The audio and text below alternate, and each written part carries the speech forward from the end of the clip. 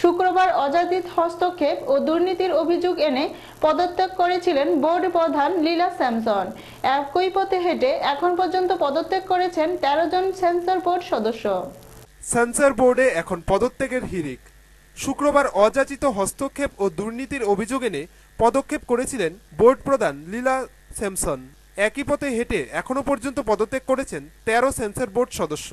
বিতর্কের শুরু স্বঘোষিত ধর্মগুরু গুরমিত রাম রহিম সিং এর cinema MSG Messenger of god film certification appellate ট্রাইব্যুনালের কাছ থেকে শুক্রবার মুক্তির জন্য সবুজ সিগন্যাল পাওয়ার পর সেন্সর বোর্ড আগেই এই ছবির মুক্তির বিষয়টি এফসিএটি এর উপর ছেড়ে দেওয়ার সিদ্ধান্ত নিয়েছিল।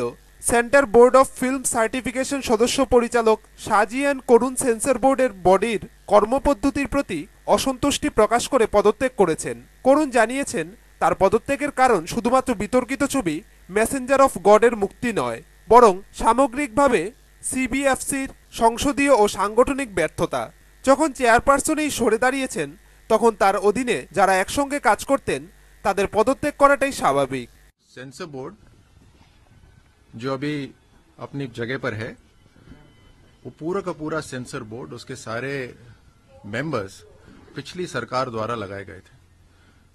कोई भी नया मेंबर हमने नहीं लगाया है।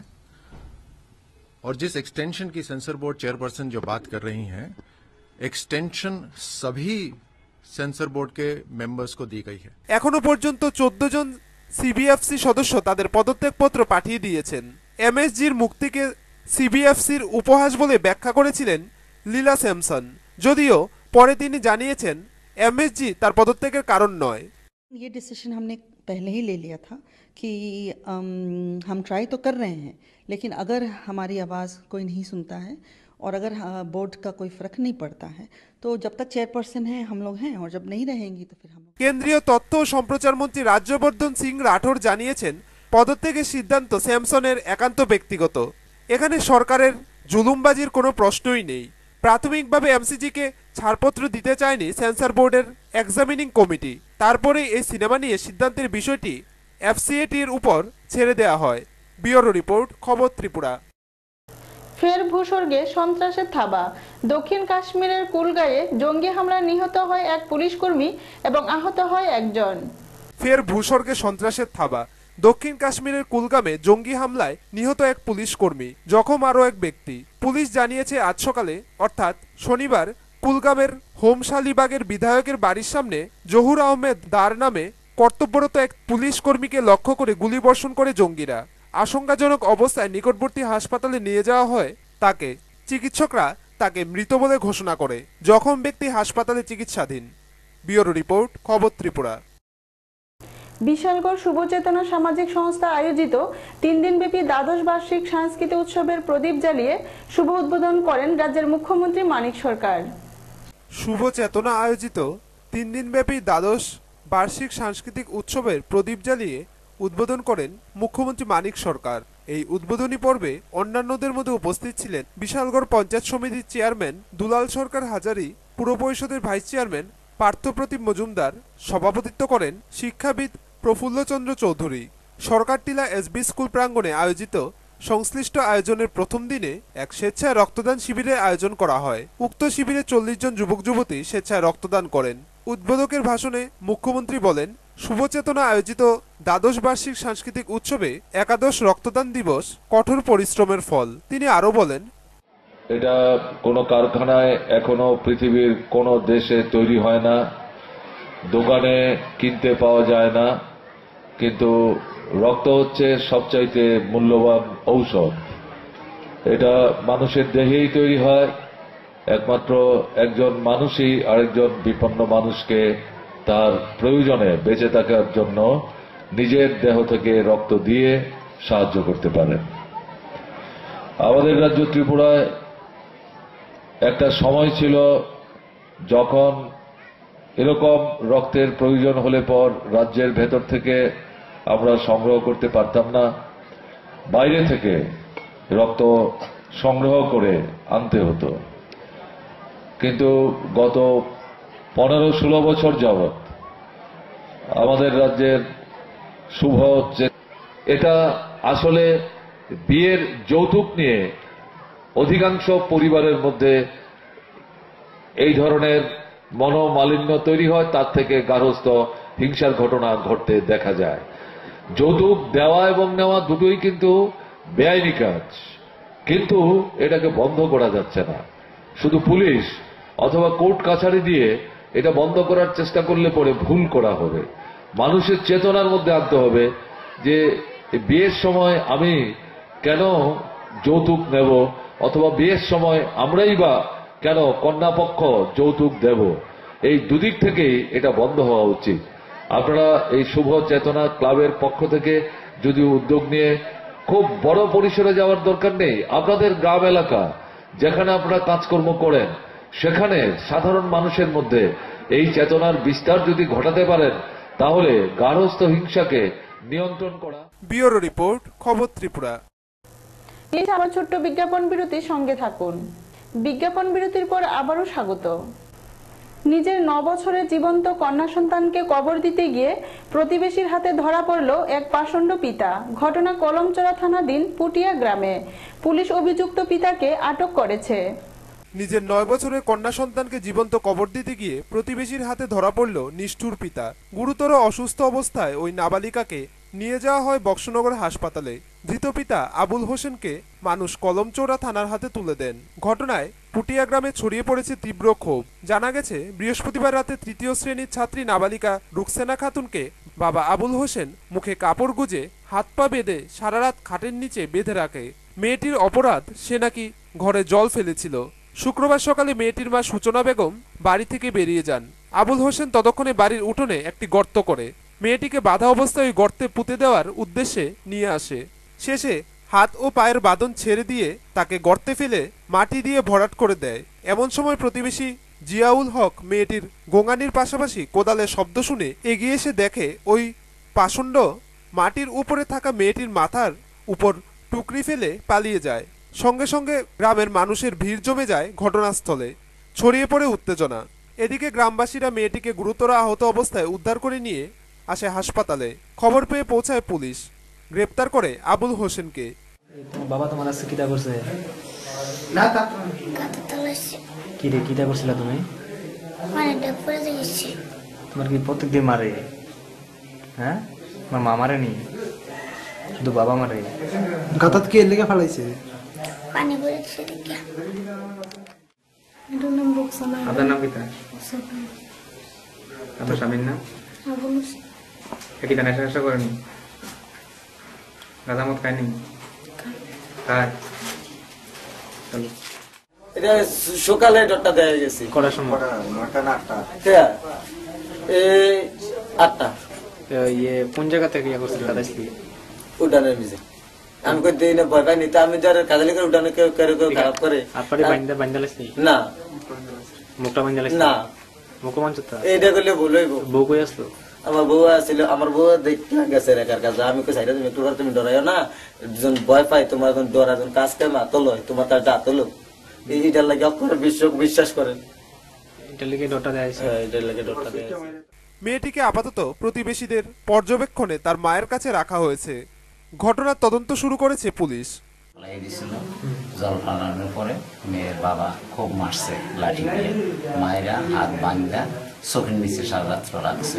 তো আজকে সকালে মেয়ের মা গেছে জায়গার কাছে, আর হে এটাকে গর্তের মধ্যে মেয়েটারে রাখছে, মাটি চাপা দিয়ে গলা পর্যন্ত মাটি চাপা হয়েছে, মুখটা বান্ধা রাখছে, হাতটি বান্ধা ছিল। কি উদ্দেশ্যে করতে ফালানো হয়েছে? আমার ধারণা তো মাইরা ফালানোর জন্যই ঘরতে নিয়ে রাখছে, কারণ এরে মনে হয় রাস্তা দিয়ে যে একটা লোক যাইতে আসলো, এর আওয়াজ পাইয়া টুকরিটা দিয়ে ডাকিয়া ফটাফট করে সরিয়া গেছে। আমার ধারণা একবারে মানুষ যদি না আসতে যাওয়া হয়তো পুরাই মাটির নিচে যাওয়া গেলে।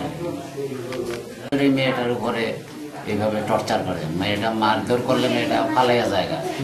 তো এই থেকে একবারে পরিত্রাণ হওয়ানোর লেগে এই কাজটা করছে, মাটির নিচে করতে হবে। মেয়েটার নাম হয়েছে রুকসানা খাতুন। আপনারা কি আসামিকে অ্যারেস্ট করতে পেরেছেন? হ্যাঁ, আসামি তো পাবলিকই ডিটেইন করে রাখছে, আমরা অ্যারেস্ট করে। আবুল হোসেন। কি ধারা কেস নিয়েছেন? 307 IPC। ব্যুরো রিপোর্ট, খবর ত্রিপুরা। শনিবার বিকেলে সমাপ্ত হলো সিপিএম প্রথম সিপাহীজলা জেলা সম্মেলন। সম্মেলন শেষে গঠিত হয় 25 জনের নতুন জেলা কমিটি এবং 9 জনের জেলা সম্পাদক মণ্ডলী। নতুন জেলা সম্পাদক করা হয় গৌরা চক্রবর্তীকে। শনিবার বিকেলে সমাপ্ত হল সিপিএম এর প্রথম সিপাহীজলা জেলা সম্মেলন। সম্মেলন শেষে গঠিত হয় 25 জনের নতুন জেলা কমিটি, গঠিত হয় 9 জনের জেলা সম্পাদক মণ্ডলীয়। পার্টি সিপাহীজলা জেলা সম্পাদক করা হয় প্রাক্তন বিশালগড় বিভাগীয় সম্পাদক গৌরা চক্রবর্তীকে। উল্লেখ্য, শুক্রবার বিকেলে বিশ্রামগঞ্জ মিনি স্টেডিয়ামে এক প্রকাশ্য সমাবেশের মধ্য দিয়ে শুরু হয় 2 দিনব্যাপী সিপিএম সিপাহীজলা প্রথম জেলা সম্মেলন। সম্মেলনে প্রধান বক্তা ছিলেন পলিট ব্যুরোর সদস্য তথা মুখ্যমন্ত্রী মানিক সরকার।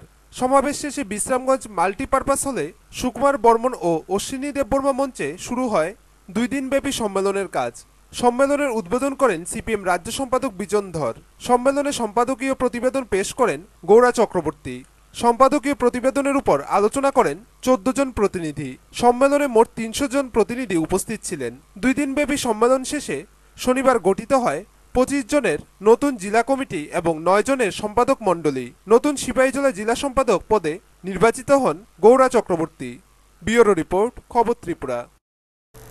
উদয়পুর টিজিটিএ মিছিল ও ডেপুটেশন সংগঠিত করল শিক্ষকদের 15 দফা দাবি ও রাজ্যের শিক্ষা ও সংশ্লিষ্ট অংশের জনসাধারণের 8 দফা দাবির ভিত্তিতে। শিক্ষকদের 15 দফা দাবি ও রাজ্যের শিক্ষা ও সংশ্লিষ্ট অংশের জনসাধারণের 8 দফা দাবিতে মিছিল ও ডেপুটেশন সংগঠিত করল টিজিটিএ এইচবি রোড। শনিবার স্কুল ছুটির পর সংগঠনের উদ্যোগে রাজ্যের শিক্ষামন্ত্রীর উদ্দেশ্যে গোমতী জেলা ভিত্তিক মিছিল থেকে প্রতিনিধি দল দাবির প্রতিলিপি তুলে দেন জেলা শিক্ষা আধিকারিকের নিকট। উদয়পুর জামতলা থেকে মিছিল শুরু হয়ে শহর পরিক্রমা করে যায় জেলা শিক্ষা আধিকারিক অফিসের নিকট। এখানে শিক্ষকদের জমায়েতে বক্তব্য রাখেন টিজিটিএর উদয়পুর বিভাগীয় সম্পাদক চারু মিয়া। পরিবেশের মধ্য দিয়ে আজকে আমরা আমাদের আন্দোলনকে এগিয়ে নিয়ে যাচ্ছি, আমাদের লড়াইকে এগিয়ে নিয়ে যাচ্ছি। আমাদের পেছনের যে দিনগুলো যখন শিক্ষক শিক্ষিকাদের উপর আক্রমণ নেমে গেছিল, আমরা কথা বলতে পারিনি, আমাদের দাবি নিয়ে আমরা মিছিল করতে পারিনি, সেই দিনগুলোর কথাও কিন্তু আজকে আমাদের স্মরণ করতে হবে। তাহলে আজকে আমরা বুঝতে পারবো যে আমাদের যে দাবিগুলো আদায় হয়েছে আমরা কিভাবে সেই দাবিগুলো আজকে আদায় করতে পেরেছি। আমাদের 38% জমায়েত থেকে 11 জনের প্রতিনিধি দল দাবি সনদের প্রতিলিপি তুলে দেন জেলা শিক্ষা আধিকারিক লক্ষণ দাসের হাতে। দাবিগুলির মধ্যে ছিল সকল অংশের শিক্ষক কর্মচারীদের কেন্দ্রীয় হারে গ্রেড পে, বকেয়া 38% মহার্ঘ ভাতা অবিলম্বে প্রদান করতে দেশের সরকারকে প্রয়োজনীয় অর্থের সংস্থান দেওয়া, স্থির বেতনের শিক্ষক শিক্ষিকাদের 5 বছরের পরিবর্তে 3 বছর চাকুরি করার পরই নিয়মিত করতে হবে। বিপুল সংখ্যক শিক্ষক শিক্ষিকারা এদিন শহর দাপিয়ে মিছিল সংগঠিত করে। গোটা রাজ্যেই সংগঠনের উদ্যোগে এই ধরনের জেলাভিত্তিক কর্মসূচি চলছে। ব্যুরো রিপোর্ট, খবর ত্রিপুরা। স্বামীর ধারালো দায়ের আঘাতে নৃশংসভাবে খুন স্ত্রী। ঘটনা বিশালগড় থানাধীন কোয়াঢেপা এলাকায়। ঘটনা তদন্ত করছে পুলিশ। স্বামীর ধারালো দায়ের আঘাতে নৃশংসভাবে খুন স্ত্রী। ঘটনা শুক্রবার রাতে বিশালগড় থানাধীন কোয়াঢেপা এলাকায়। স্বামী পলাতক বলে জানা যায়। ঘটনাস্থলে সিপাহীজলা জেলার পুলিশ সুপার, বিশালগড় এসডিপিও ও বিশালগড় থানার পুলিশ। ঘটনা সূত্রে জানা যায়, আক্তার হোসেন দীর্ঘ 20 বছর পূর্বে কোয়াঢেপা এলাকায় নিজামুদ্দিনের মেয়ে সফুরা খাতুনকে সামাজিকভাবে বিয়ে করে, কিন্তু বিয়ে করার অল্প কিছুদিনের মধ্যে বাংলাদেশে তার নিজ বাড়ি ব্রাহ্মণবাড়িয়া জেলার কুলাপাথরে চলে যায়। কিন্তু বিয়ের পর থেকেই সফুরা খাতুনের উপর নির্যাতন চালাতো বলে জানা যায়। এমত অবস্থায় তার 2টি ছেলে জন্মগ্রহণ করে। তারপর বাংলাদেশে পরপর 3টি বিয়ে করে সে। আরও জানা যায়, একটি হিন্দু মেয়েকেও বিয়ে করেছিল সে বাংলাদেশে। তারপর বাকবিতণ্ডার জেরে সেই মহিলার মাকেও খুন করে পালিয়ে যায়। অবশেষে গত 6 মাস পূর্বে আক্তার হোসেন তার স্ত্রী সফুরা খাতুনকে নিয়ে বিশালগড় থানাধীন কোয়াঢেপা এলাকায় আসে। ছোট ছেলে থাকে বাংলাদেশে আর বড় ছেলে আগরতলায় কাজ করে। এখানে এসে মুসলিম রীতি অনুযায়ী সকলের সাথে নামাজও আদায় করত এবং সকলের সাথে ভালো ব্যবহারও করত বলে জানা যায়। এই তার মাসিরই বিয়ে করছে, তার মারে বিয়ে করার পরে তার মাসিরই বিয়ে করছে, কইরা সেটা তার মারে ফালাই দিছে, ফালাই দিয়ে মাসিরে বিয়ে করছে, কইরা সেটা আবার মাসিরে ফালাই দিছে, মাসিরে ফালাই দিয়ে সেটা আবার এক হিন্দু মেয়েরে বিয়ে করছে। হিন্দু মেয়েরে বিয়ে করে তিনি হিন্দু মেয়ের মারে কাটছে, কাটতে সেটা তিনি জেল কাটছে। কোন জায়গা জেল কাটছে? এটা বাংলাদেশ বাইক। তার বাড়ি কোন জায়গা? বাড়ি তার কোলাবাত্তর। বাংলাদেশ এখন কত বছর চাইছে যে এখন আইছে যে মাস 6 মাস বা 3 মাস এরকম হইছে 6 মাস আগে গেছে গা আবার নতুন মাস 2 মাস 3 মাস হইছে এখন আবার ওর ভাইয়ে ফোন করছে ওই মানে ফোন করানোর তো আমার স্বামীকে কি হয়েছে ভাই তারপর ইয়া করছে একটু কাই মুসুন রে ইন্ডিয়া তো নামাই লইয়া কি রে মানে ছেলে হ্যাঁ বড় ছেলেটা রে তো কেন একটা অন্যায় করছি তারে অসুবিধা হইতে পারে তারে নামাই লইয়া তখন আমি আবার ওই ওর মোবাইলটা দিয়ে আমি একটু কথা কই চাই কি কয় তো মোবাইলটা ধরছে আর আমি ভাই কি হয়েছে কয় কিচ্ছু না একটু কাই মুসুন লইয়া আর ইয়া সাইন কই আমি সাইন আমার কাছে কয় সাইন একটু লইয়া বাজ্যে গাও এর দূরে কইছে আমি এতটুকু আমি সাইন দিলে ভাই কি এখন কোন জায়গা আছে মনে হতে আমি কইতে পারি না কই কিন্তু শুক্রবার রাত্রিবেলা তার বাড়ির চতুর্দিকে বাড়িঘর তেমন নেই। সামান্য বাগবিতণ্ডার পরে তার স্ত্রী সফুরা খাতুনকে ধারালো দা দিয়ে মুখের সমস্ত অংশ নৃশংসভাবে কুপিয়ে কেটে দিয়ে বাড়ি থেকে পালিয়ে বাংলাদেশ চলে যায়। পরে বাংলাদেশ গিয়ে ছেলের সাথে যোগাযোগ করে বলে, একটি ঘটনা করে আমি বাংলাদেশে এসেছি, তুই চলে আয়। পরে ছেলে বাড়িতে এসে দেখতে পেয়ে এলাকায় খবর দেয়। খবর পেয়ে বিশাল পুলিশ বাহিনী তদন্ত চালাচ্ছে বলে জানা যায় এবং ধারালো দাটিও উদ্ধার করে। আমরা আজকে সকালবেলা খবর পেয়েছি যে এখানে দক্ষিণ কোরিয়াডাবাতে একজন মহিলা মার্ডার হয়েছেন ওনার স্বামী দ্বারা। ওনার স্বামী দীর্ঘদিন বাংলাদেশে থাকতেন, বিগত 6 মাস আগে এখানে এসেছিলেন। আসার পরে তারা স্বামী স্ত্রী থাকতেন, 2 ছেলে, এক ছেলে আগরতলা থাকে। আজকে সকালবেলা খবর পাওয়ার পর আমরা আসলাম, এসে দেখলাম যে মহিলা ঘরের মধ্যেই ব্রুটালি মার্ডার হয়েছে। ওনার স্বামী ওনাকে দা দিয়ে কুপিয়ে দাসও একদম মুখের মধ্যে রয়ে গেছে। এরপর ওনার স্বামী বাংলাদেশে পালিয়ে গেছে। এতটুকুই আমাদের কাছে ইনফরমেশন। এখন তদন্ত চলছে, আর যদি কেউ এটার সঙ্গে জড়িত থাকে পরবর্তী সময় বলতে পারবো। ব্যুরো রিপোর্ট, খবর ত্রিপুরা। কৈলাসহরে 2 দিনব্যাপী ডুলুগাঁও দ্বাদশ শ্রেণী বিদ্যালয়ে অনুষ্ঠিত হবে নিখিল বিষ্ণুপ্রিয়া মণিপুরী মহাসভার 6ষ্ঠ ত্রিবার্ষিক ত্রিপুরা রাজ্য সম্মেলন। উপস্থিত থাকবেন শিক্ষামন্ত্রী তপন চক্রবর্তী, সমাজ কল্যাণ মন্ত্রী বিজিতা নাথ সহ অন্যান্য বিশিষ্ট জনেরা। নিখিল বিষ্ণুপ্রিয়া মণিপুরী মহাসভা 6ষ্ঠ ত্রিবার্ষিক ত্রিপুরা রাজ্য সম্মেলন আগামী 18 এবং 19 জানুয়ারি কৈলাসহরের ডুলুগাঁও দ্বাদশ শ্রেণী বিদ্যালয়ে অনুষ্ঠিত হবে। 18 জানুয়ারি দুপুর 1টায় ডুলুগাঁও স্কুল মাঠে হবে প্রকাশ্য সমাবেশ। সম্মেলনের উদ্বোধন করবেন ঊনকোটি জেলা পরিষদের সহকারী সভাধিপতি প্রসেনজিৎ সিংহ। প্রকাশ্য সমাবেশে প্রধান অতিথি হিসেবে আমন্ত্রণ জানানো হয়েছে শিক্ষামন্ত্রী তপন চক্রবর্তী, সমাজ কল্যাণমন্ত্রী বিজিতা নাথ, বিধায়ক বিজয়লক্ষ্মী সিংহ, টুনুবালা মালাকার এবং বীরজিৎ সিনহাকে। সন্ধ্যে 6টায় শুরু হবে প্রথম অধিবেশন। 350 জন প্রতিনিধি সম্মেলনে অংশ নেবেন। শুক্রবার কৈলাসহর প্রেস ক্লাবে সাংবাদিক সম্মেলনে একথা জানান বিষ্ণুপ্রিয়া মণিপুরী মহাসভা ত্রিপুরা রাজ্য কমিটির সাধারণ সম্পাদক পদ্মগোপাল সিংহ। কৈলাসহরের ডলুগাঁও দ্বাদশ শ্রেণী বিদ্যালয়ে আমাদের রাজ্য সম্মেলন অনুষ্ঠিত হতে যাচ্ছে। 18 তারিখ 17-18 না 18-19 ডলুগাঁও স্কুলে 18 তারিখ 12টার সময় আমাদের যে সংগঠনের পতাকা আছে তা উত্তোলনের মাধ্যমে আরম্ভ হবে।